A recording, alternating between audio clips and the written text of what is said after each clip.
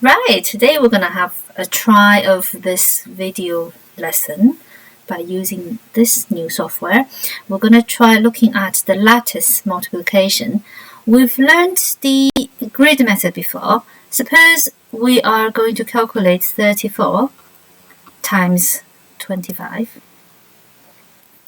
In grid method, we're going to split the number 34 into its component 30 and 4. And we're also going to split the number 25 into its component 20 and 5. And then for each of the boxes, we will use the column and row headers to do the multiplication and fill the numbers in there. So 30 times your 20 is going to be 6. 2 times 3 is 6. And 2 more zeros, 600. And your 20 times your 4 would be your 80. 4 times 5 is 20. The last box, 30 times 5 is 150. And then when you add all these numbers up, it will be our final answer. And it doesn't matter which order you do it, because we've multiplied all the components together. Okay, so the unit is 0. The tenths is a 15, so we have a carryover and a 5. In the hundreds, we have 8, so the answer is 850. With the lattice method, it's very much like the grid method, but because there is a way you can line up the units, the tenths and the hundreds very effectively, so you don't have to work with that many zeros in your grid and in your calculation. And when you're doing multiplying, it's pretty much using your times table under the tenths, which will make life a lot easier.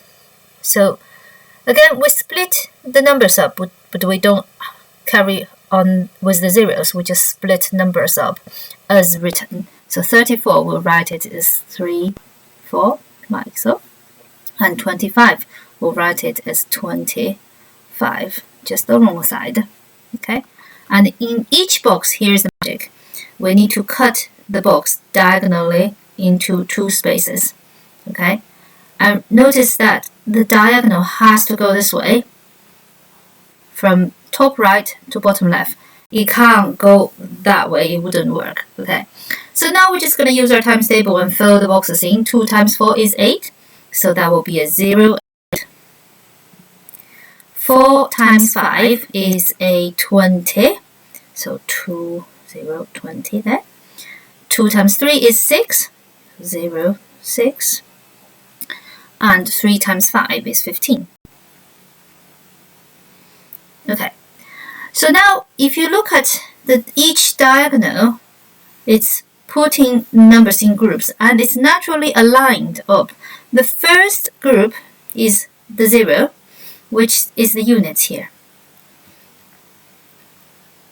Okay, so if you add that up, that will be a 0. Just like you can see here, when we add all the 4 numbers up, the units space is all 0. The next one is the tenths. So the 3 numbers in the box is separated by these diagonals. 8, 2, 5 are the tenths. And in our grid method, you can see that the 8, 2, 5 are indeed in the tenth space. So in this lattice, it's naturally lined up. So we add those, it will be 15. We have to carry over the 1 into the hundreds next place and write our 5 down here. So 15 is when you add these 3 numbers up. Now if you look at the next space, that will be the hundred space. We got the 6 and the 1 and the 1 to carry over, exactly like what we have in our grid method. 6 and the 1 and 1 to carry over. So you add all those up, you will get the number 8. Okay, in the thousand space over there, there's nothing, so we don't need to write anything down because it's 0. And our final answer would follow there. Again, it's 850. Okay, you get exact same results, but it is a much quicker method because you don't have to work with all those zeros. You don't have to write a separate addition after you've calculated all the split up multiplications. You just literally need to calculate each box using your times table knowledge and then diagonally adding them up. Okay, so if you can copy this down, pause the video, copy this example down with the date and title, lattice multiplication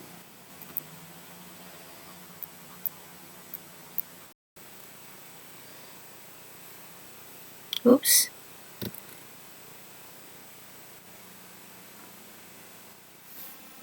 I think my whiteboard just died. Oh, we still have it. Got it. Okay. We still have everything here.